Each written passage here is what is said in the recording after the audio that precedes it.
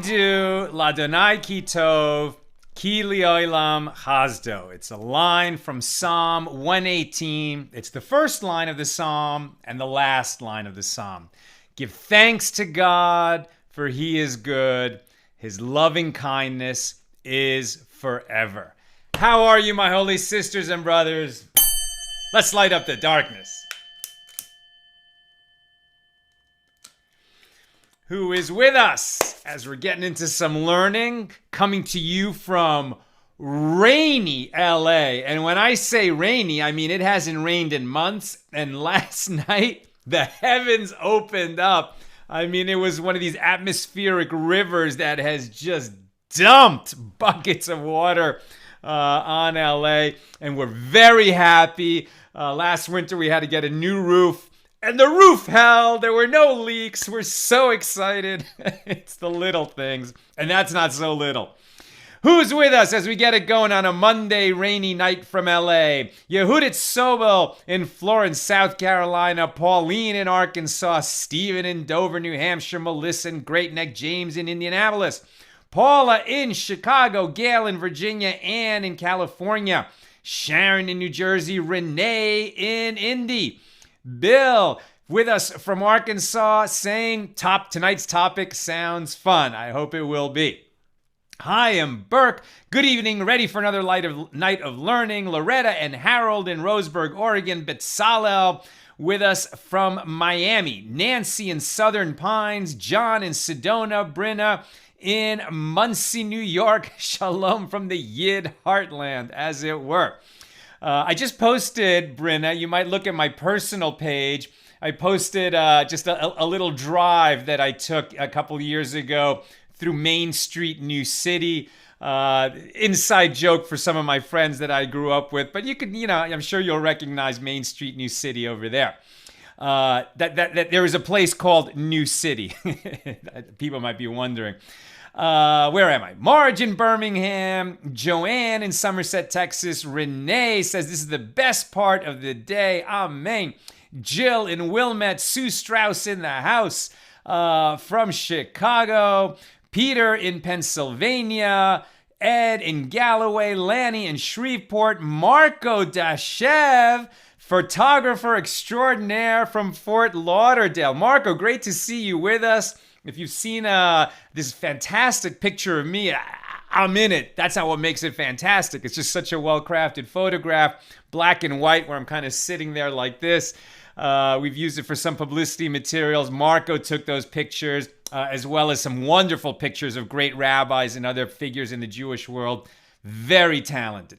Kathy says, hey, Carolyn is with us from Raleigh, and Kathy is in Arizona. Over there on the YouTube side, Lynn with us from North Texas, Sheila in Montana, Neil in Virginia, and Samantha says shalom from Tacoma. And Baruch Hashem. Welcome, everybody. Great to be together. Tonight's class, a couple dedications.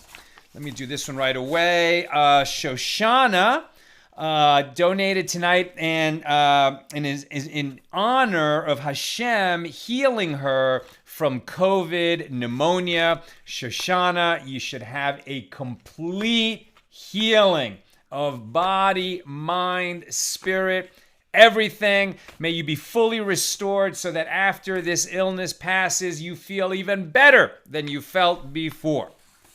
And we say amen. Also, we have a dedication from Bobby Newman in honor of her grandson Aaron's bar mitzvah. Welcome to being a Jewish man, Aaron. May you grow in wisdom every day. You'll be inspired by your grandparent Bobby. And we wish you all the best to your whole family. May brachas, may blessings shower down on all of you. Third dedication comes from somebody very, very special to me. My tia Susie, my aunt Susie from Vancouver. And she's dedicating tonight's learning to my late uncle, Robert Kemeny, who was just a truly a gentleman in the old world sense of the word. I mean, there are many gentlemen in the world, but not many like Uncle Bob. Only I called him Bob. It was unthinkable before I did to call him Bob. He was Robert, or we all lived in Chile, and so he was Roberto. And he is, I mean, he was, and we miss him so much. May his memory always be for a blessing. But he was just a true gentleman, so erudite in literature and philosophy and opera, which was a huge favorite of his. And it's such a great story how he fled, he survived the Holocaust, then found himself in Soviet Hungary, and eventually escaped with his mom, Lily, over the mountains from Soviet Hungary into Austria in 1956, carrying only some family photographs, a Bible, and some Shakespearean sonnets. A great, great story. We miss you, Uncle Bob, and may your memory always be for a blessing, and may our learning tonight accrue to your merit and take you ever higher in the world of souls. And we say amen, and big blessings to you, Aunt Sue, and to your whole family. Should have blessings showering on you at all times. And we say amen. Okay, where are we holding? This is Tractate Pesachim, the fourth volume of the Talmud. We're studying the laws of Passover. We're on Daf Lamed Zayin, page 37, chapter 2, continuing our discussion of Mishnah number 6. We've been discussing how we fulfill our obligation to eat matzah on the first night of the Passover festival. That's within Israel, only the first night. Outside of Israel, the first 2 nights, when it's actually an obligation to eat matzah. The rest of the holiday, we don't have to eat matzah. We simply cannot eat leavened bread. If we choose to eat bread, it must be unleavened bread. And there's requirements for what kind of bread constitutes unleavened bread. And that's what we have been talking about. So today's discussion opens like this. The sages taught we may not bake thick bread during the festival of Passover. Now, anyone who has seen or eaten matzah, it comes very thin. Matzah is always very thin. It's a very thin, flat bread. Generally speaking, in most Jewish communities, it's going to be a very crisp bread. That's just what we become accustomed to. In ancient times, it was actually a soft bread. It's a little bit more similar to a laffa or like a tortilla almost. I mean, it was a thin, soft, flat bread. These days, it's a crispy bread, and that kind of further solidifies its role as unleavened bread, not only because it lacks yeast, but because it is kneaded quickly and baked quickly to make sure that there's never a chance that any combination of moisture of water and dough will lead it to wheat dough or barley dough or spelt or rye or oats, as we've learned. If you make such a dough and it sits around too long, even without yeast in it, it will rise a little, and then it would be disqualified as unleavened bread and not permitted to be eaten during Passover. So now the sages taught it may not be thick. Well, what does thick unleavened bread mean? Asks the Gemara and answers its question. And so we may not bake thick bread during the festival. This is the opinion of Beis Shammai, the followers of Shammai, the Academy of Shammai. But Beis Hillel, the Academy of Hillel, permits thick bread. So the Gemara asks, well, what is thick unleavened bread? And it's pretty thick. It's unleavened bread that is 1 tefach thick, meaning 1 handbreadth, right? So this bread can be as much as a handbreadth thick, but Beis Shammai prohibit that to be baked during Passover. Beis Hillel permit that. So Rav Huna says it's 1 handbreadth thick. Where does he get this measurement? And again, we recall that in the Beis Hamikdash, the Holy Temple, right, the House of Holiness, as it was called in Hebrew. So there was at all times, in addition to the altar where the sacrifices were brought, and the incense altar where the incense was burned every day, and the menorah, the 7-branch candelabra whose cups were lit every day and shown at all times. In addition to those elements of the Holy Temple, there was also the table of the showbreads. So there were at all times in the Holy Temple 12 breads that were baked once a week and brought in and placed on that table. It was just part of the constant offerings before the Lord. And they would last 1 week, and then they would be taken out, and they would become the property of the priests to eat. Now, what's interesting is that one of the miracles, the constant miracles of the Holy Temple, is that these breads would always be fresh and warm, and they would be just as fresh and warm 1 week after they were set out, when they were replaced by the new batch. These breads were offerings before the Lord. The manner of their offering was that they were on display, this fresh bread always on display. And like all bread offerings brought on the altar or brought into the temple, there were bread offerings that would accompany various kinds of offerings like the Thanksgiving offering. But all those bread offerings or bread accompaniments, as it were made of unleavened bread. So, says Rav Huna, okay, so you have to make sure that it's unleavened. And if we're going to have matzah during Passover, again, think of it as a soft flatbread, it can be as thick as the showbreads were in the temple and still be unleavened, right? Its thickness is not what makes it leavened. What its thickness is depending on how much dough you actually put in there. So Rav Yosef strongly objects to this opinion of Rav Huna that according to Beis Hillel, we can have this matzah be as much as 1 handbreadth thick just because the showbreads in the Holy Temple were 1 handbreadth thick.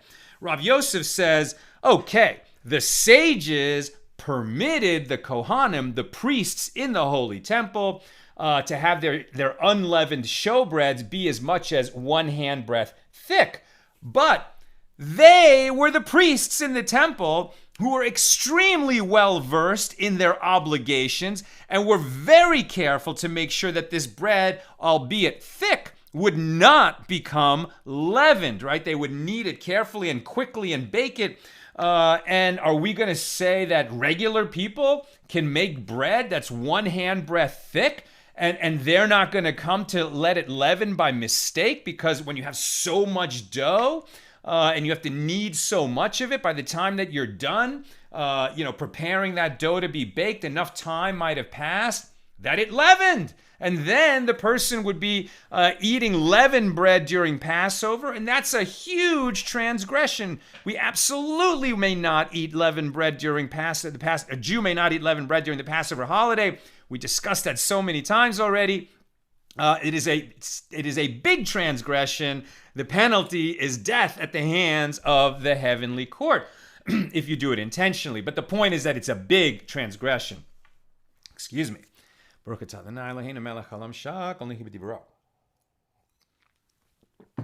So says Rav Yosef, the priests who were diligent to make sure that bread didn't leaven, okay, are we going to decree that regular people can make bread this thick? They're not as diligent as the priests. They might easily make an error and come to bake leavened bread during the Passover festival.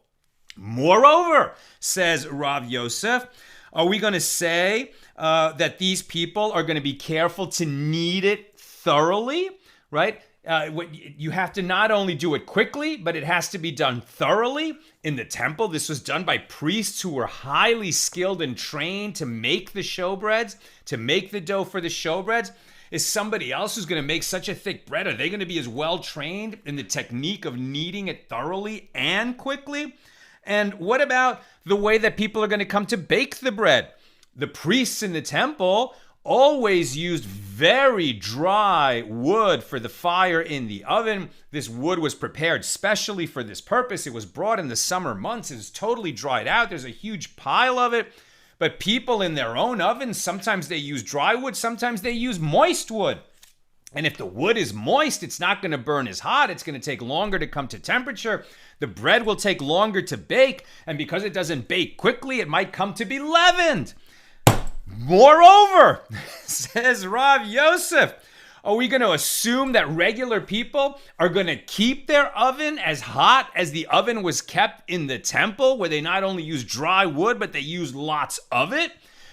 Moreover, are the regular people, can we be certain that they're going to be baking in metal ovens like the priests use in the temple, where bread cooks very quickly and efficiently? Of course not. We know very well that the average person was using a clay oven, which does not get as hot as the metal oven. It could not be heated as evenly, and they didn't have necessarily the dry wood, and they didn't know how to knead it thoroughly. And for all these reasons, says Rav Yosef, we cannot allow people to bake thick matzah as much as one handbreadth thick. We must not allow that.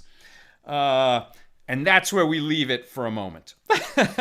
We haven't said what the law came out. But right now, Rav Huna stated it could be one handbreadth thick, at least according to the opinion of Beis Hillel, and Rav Yosef objected for all those reasons.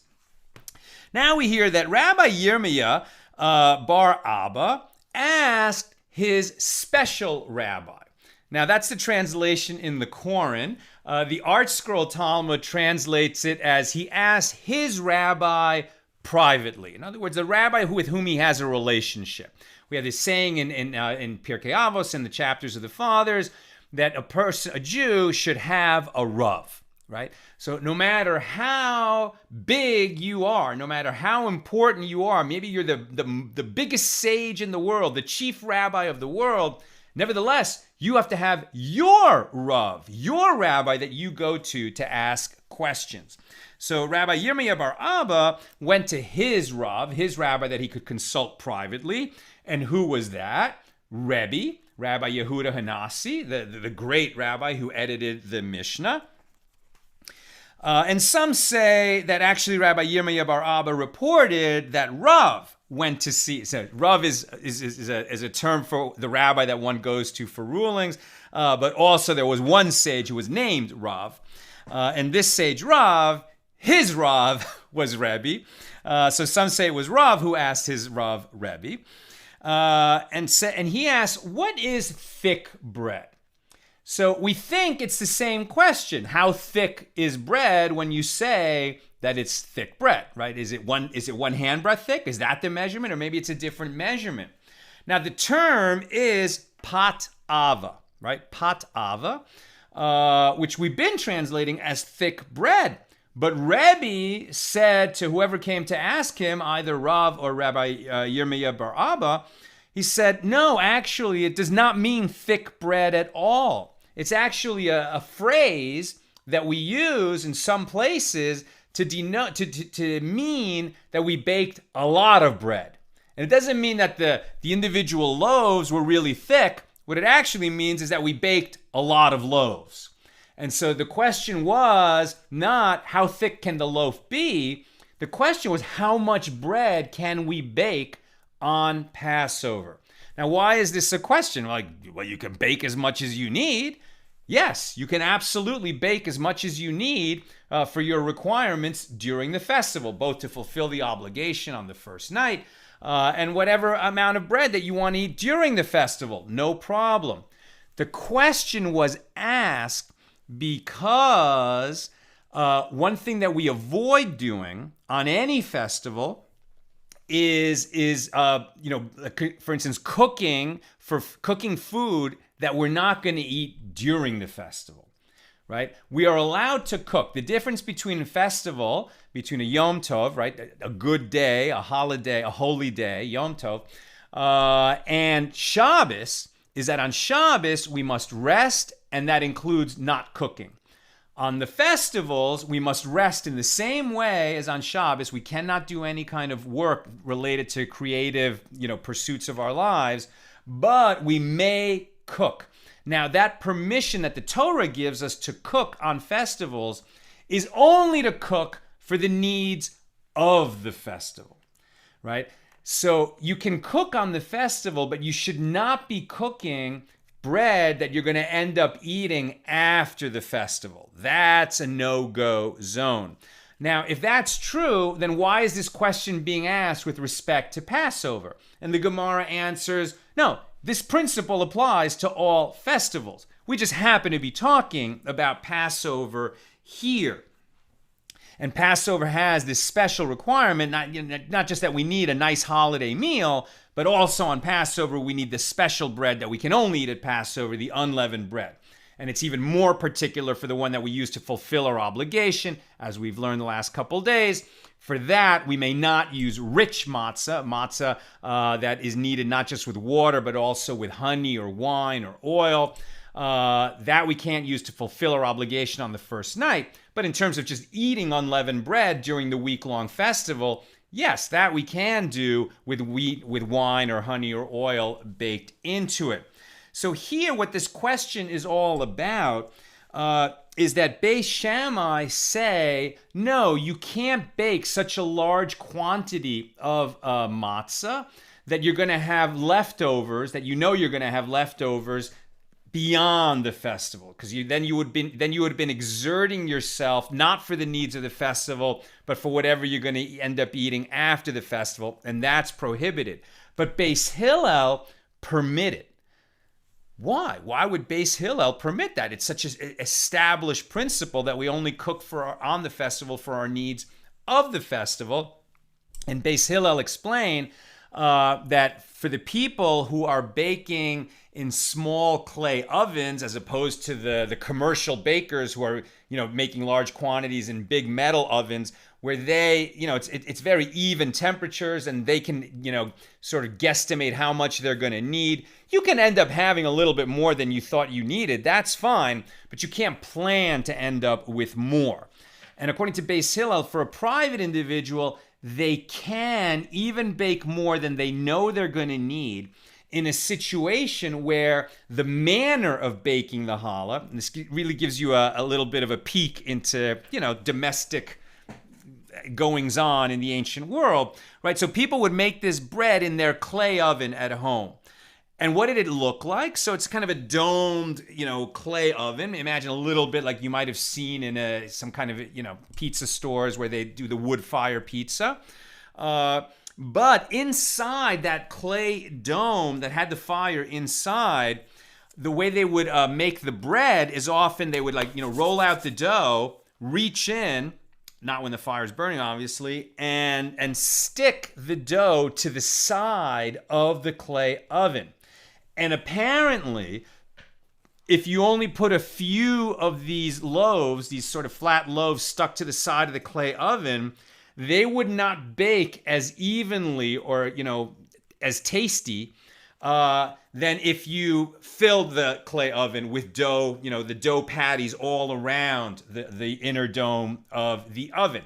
The matzah would simply taste better if there was more of it stuck to the sides of the clay oven. It's like the oven was tuned to have a lot of bread baking on its sides, and it would bake better in that situation. And it's under those circumstances that Beis Hillel permitted them to make more than they would need for the festival. We continue. And the sages say that one fulfills his obligation to eat matzah on the first night of the festival with fine bread or coarse bread, right? So matzah made either from fine flour or coarse flour. And after the fact, with shaped figures, right? So the question came up. It was a kind of a cute thing to do.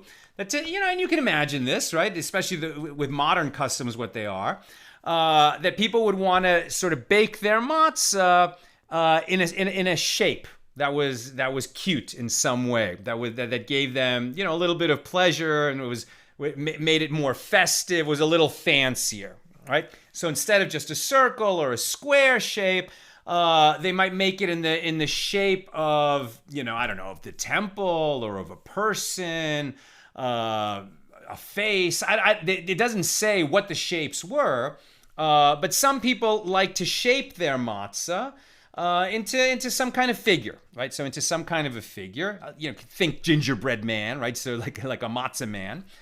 And the sages did not like it. They discouraged this practice, and they said you should not do it. Ab initio, right? From before the fact, you should not do it. But if you did do it, you would still have fulfilled your obligation, even if you used that kind of matzah on the first night, or you could have eaten it for the rest of the festival. Now, why do the sages discourage the practice? What do they not like about it? Why did they decree against it? The matzah is the matzah. It's just the shape of the matzah. Why should it matter? But what they were concerned about is that if the women are not only going to all the trouble of rolling out the dough and making the matzah and being careful to bake it quickly so that it doesn't have a chance to leaven, but on top of all the work they're already doing, now they get involved in shaping it too into some kind of a figure, and they're going to start getting artistic, and it's going to be a little more here and a little less there. And in all that shaping that is going on, the dough might be sitting on the counter longer than that maximum amount of time when we could guarantee that it was unleavened, right? That it did not rise before it was baked. And so the sages were concerned that in shaping, they might tarry over the bread and it will come to rise before it's baked. That's why they decreed against it. So Rav Yehuda reports that a fellow, and I'm actually near the end of what I'm going to be teaching today already, so you might want to get your questions and comments in there. A fellow named Beitos ben Zonin asked the sages, why no shaped figures?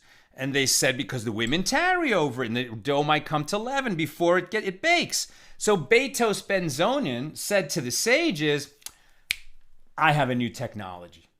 I got a great thing. It's called a mold, like a cookie mold, right? And so basically he had some kind of shaped object. I don't know, was it made out of wood, out of metal, who knows? But he says, now with almost no time at all, you just stick your dough in there. Now, boom, it's shaped the nice way, perfect shape. They can bake it, takes no extra time at all. We don't have to worry that the women are tarrying over the bread and that it comes to rise, takes care of the problem, and now people can have shaped figures. What do you think the sages said to Beitos ben Zonin? They said, remember, this is a world where news doesn't travel so quickly.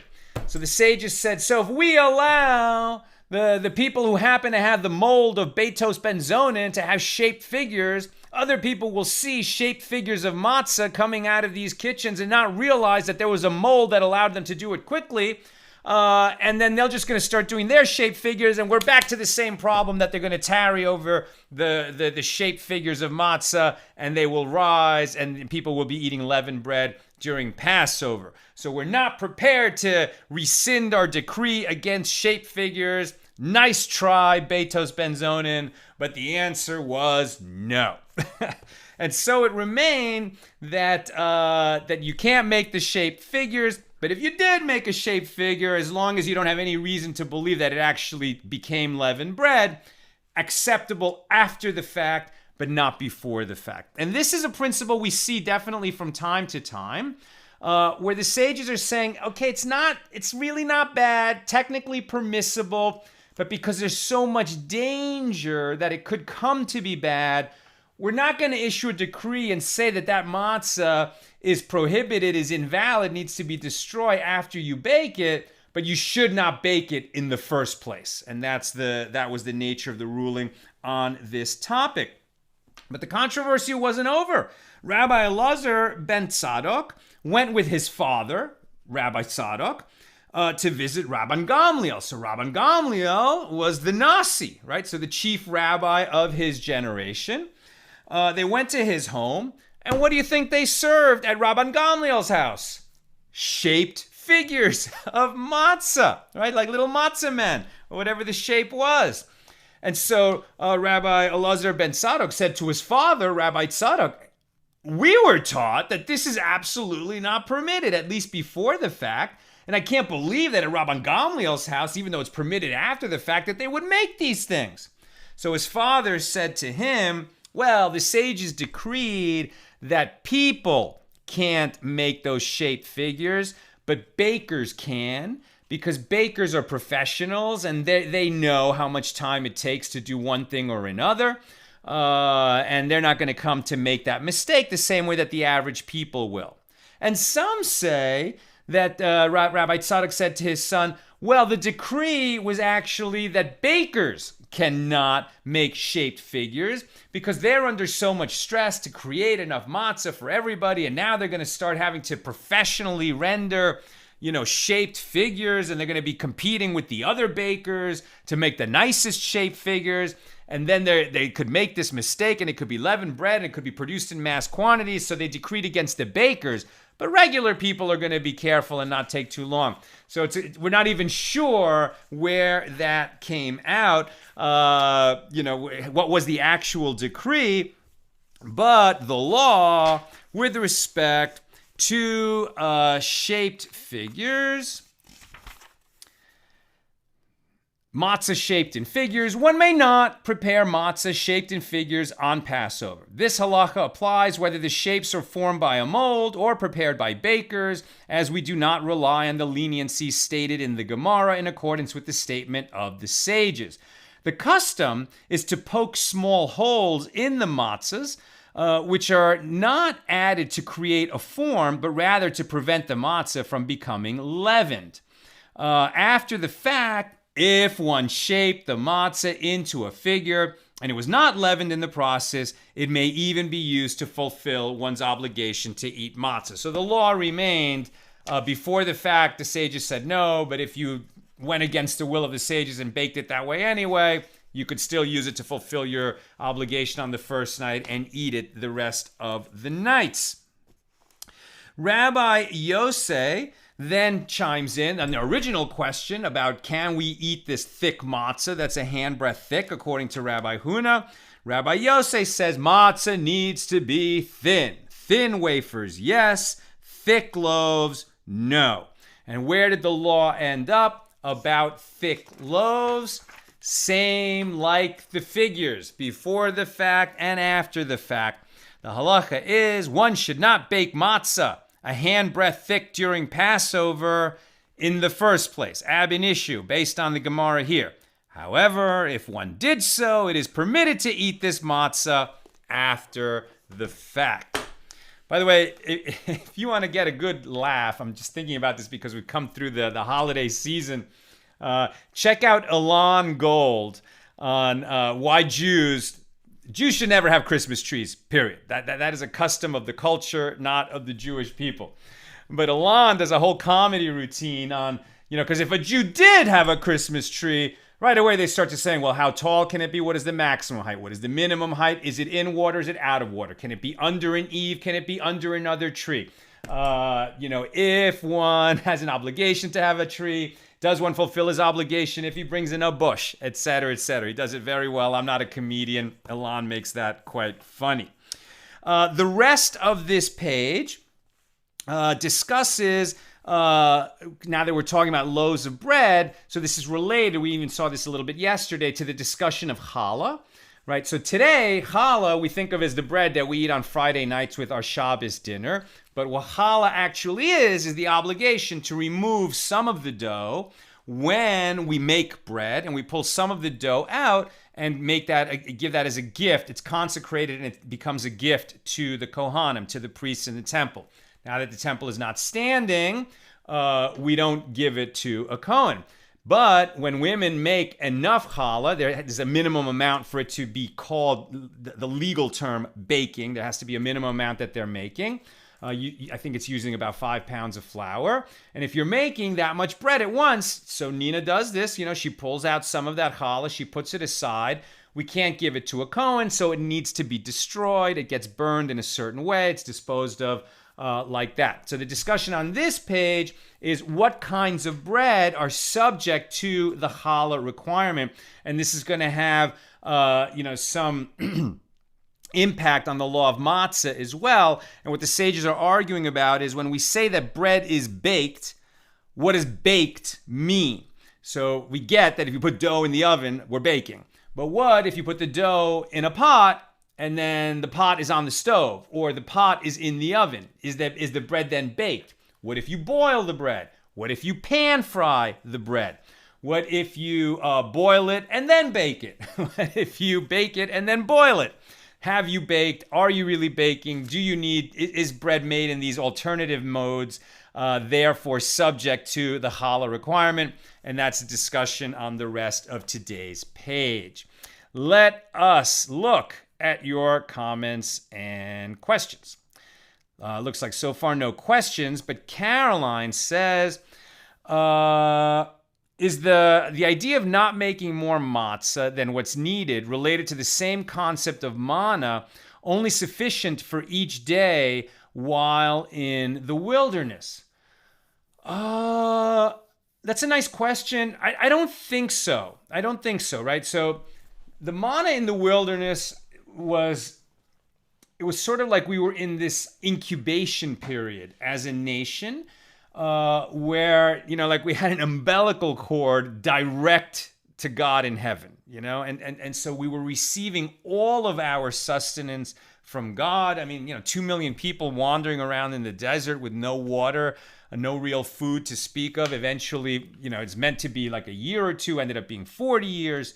How would we have survived except that God, whose kindness is forever, supplied all of our needs? So much so that people didn't want to leave, right? They wanted to remain in that incredible state of communion with the Lord. And literally everything on our table came from God. Everything on our table today comes from God. We just think we certainly have to earn our bread, but we always need to be thankful, even for the opportunity to earn our bread. But then it literally came from God directly. So the way God arranges, we get it every day. But really, that was training us for Shabbos, right? Because then we get the double portion of manna on Friday, and then no bread on Saturday, right? So then we got trained for this idea that you don't do work on Shabbos, that you prepare for Shabbos, you have a special meal Friday night, etc. And in fact, when in our family, when we make the blessing over bread on Friday night and Saturday afternoon, so we have a bread board, and then there's the bread, and then there's the challah cover. And not everybody does it. Some people hold up 2 breads and bless like that. But other people, I don't know if it's like half and half, but it's a significant number go one way or the other. So we do it with the bread, the board, the bread, and then the challah cover. And then this reminds us of the manna in the wilderness, because the manna came between 2 layers, right, of dew and of frost. And so the manna was perfectly clean. It was not touching the dirt of the ground. It was just one more way that God was so kind with us. But the idea that we don't bake on the festival for our needs beyond the festival is because we don't work on the festival, right? So we can cook so that we can celebrate, right? We can cook so that we can have a joyful holiday meal during the festival. But if we're cooking food for beyond the festival, then we're doing unnecessary work during the festival, and that is what is prohibited. Lynn says, it makes sense that a cookie cutter would not work because little pieces of dough could stick and leaven on the mold and get into the next piece. You must be a baker. I had not thought of that. So there you go. That's one more reason why there's going to be a chance that leavened dough happens, right? If we were making these shaped figures, and why the sages were against it.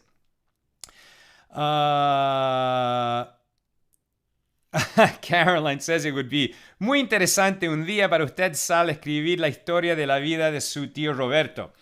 I don't have to write the story of my Uncle Robert, because thank God he wrote it, and his son Horatio, took the manuscript and was able to publish it posthumously. It's not really available on Amazon as far as I know, but I think the book is called My Life. We have a copy here, and there's so many colorful stories about Uncle Robert. But thank you for that, Caroline. Let's see. Neil says, so when I make challah, only 2 cups of flour are used. Is this exempt from the set aside challah? And the answer is, it is exempt, most likely, but that kind of a question you should ask your rabbi to be sure. But the way that I understand it, and the way I've heard it from Nina, is it's only when you make enough challah, and it's a lot of challah. It's like way more than you could use on one Shabbos.